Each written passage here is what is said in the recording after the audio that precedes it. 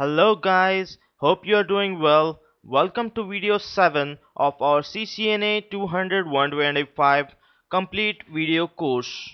In this video, we are going to start with the OSI reference model, that is Open Systems Interconnect model. The OSI model is made up of 7 different layers. It was developed by the International Standards Organization. The first layer, which is the physical layer. At the physical layer, the data is represented in bits, that is, zeros and ones. On a copper cable, 1 might be the presence of voltage and 0 might be the absence of voltage. This approach is called as current state modulation. Look at the diagram where we have time slots and voltage as x and y axis. The 0 voltage represents a binary 0 bit.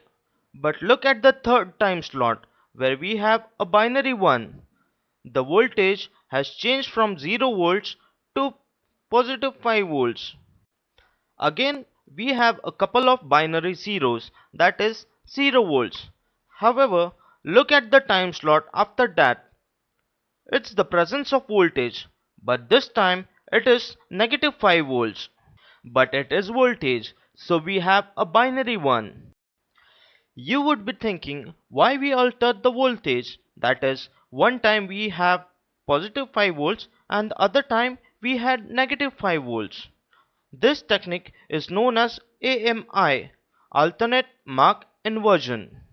With alternate mark inversion, our goal is to have an average of 0 volts on the wire. This is a desirable electric characteristic to have an average of 0 volts on the wire. So we send positive 5 volts one time and negative 5 volts the other time, and so on. We have one more technique to represent data in zeros and ones. It is called as state transition modulation. In this technique, it is not the presence or absence of voltage that determines whether we represent a binary 1 or a binary 0. Instead, it is whether the voltage has changed from its previous state. Look at the second diagram, where we have time slots and voltage as our x and y axis. In the first 3 time slots, we have 0 volts, that is, the voltage did not change, so represent it as a binary 0. In the fourth time slot, we have a change in voltage, that is, positive 5 volts. As there is a change in voltage, we represent it as a binary 1. In the next time slot, we have change in voltage from positive 5 volts to 0 volts. So we represent it again as a binary 1. In the next time slot, we continue with 0 volts. So we have a binary 0. Again we have change in voltage from 0 volts to negative 5 volts. So we represent it as a binary 1. And in the last time slot, the voltage is changed from negative 5 volts to 0 volts. So we have a binary 1. In short, the change in voltage represents binary 1, and if the voltage continues with the same value as it has in the previous time slot, then we represent it as a binary 0. This technique is called as state transition modulation. Wiring standards are also determined at the physical layer. By wiring standards, I mean how do we connect wire to the RJ45 connector. There is a standard called TIA which determines which colored wires should be put into which pins of the RJ45 connector. We only use the pins 1, 2, 3 and 6 among that 8 pins in the RJ45 connector. Couple of pins are used to transmit data and other couple of pins are used to receive data. Physical topologies are also defined at the physical layer. By physical topologies, I mean how devices are connected physically. For example, bus and star topologies are considered as physical topologies. Another responsibility of the physical layer is synchronization of bits. For example, we have two PCs on a wire which are trying to send and receive bits on a cable. So how do they agree upon when one bit starts and another bit stops? There are two techniques used to do this. One is asynchronous synchronization. In this technique, the sender sends a start bit at first.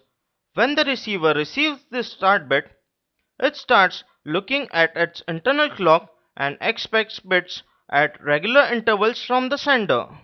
After sending all the bits, the sender at last sends the stop bits, which indicate it has finished transmitting data. Another technique used to do this is synchronous communication. With this technique, both the sender and the receiver determine when a bit starts and stops, referring to the internal clocks. However, to match up their internal clocks, they frequently refer to an external clock, for example, a clock from a service provider. One of the responsibility of a physical layer is bandwidth usage. There are different frequency ranges that can be transmitted over a medium. One approach to bandwidth usage is broadband. Broadband is going to take different frequencies and assign them to different channels. For example, our cable TV, we have different channels on different frequencies. Another approach to this is baseband, where all the frequencies are consumed by a single channel or for a single communication. So how do we send different communication on different frequencies? We can do that by multiplexing. There are two approaches for this: time division multiplexing and frequency division multiplexing.